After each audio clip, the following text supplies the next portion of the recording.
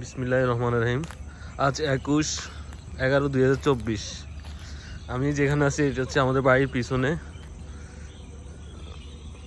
এটা একসময় আমাদের একটা খেলার মাঠ ছিল, ফুটবল খেলার মাঠ।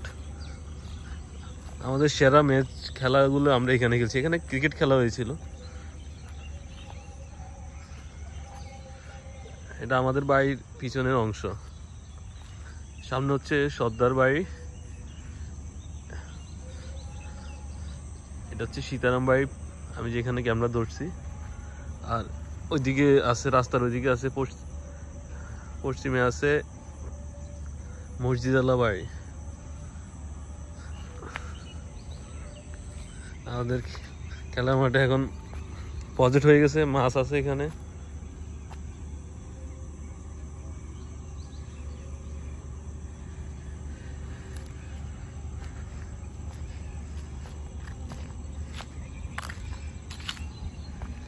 বিজয়, আমি, মিনাস কাকা, সুজিত ভাইও খেলছে, সানিম, মনা খেলছে, আজিম খেলছিল, তারপরে সানিম খেলছিল,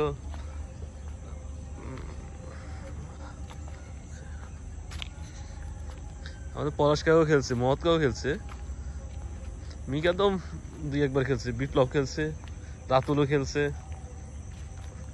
আরো অনেকেই খেলছে। আমি সবার নাম মনে পড়তেছে না। তবে মনটা খারাপ হয়ে গেছে এটা দেখে।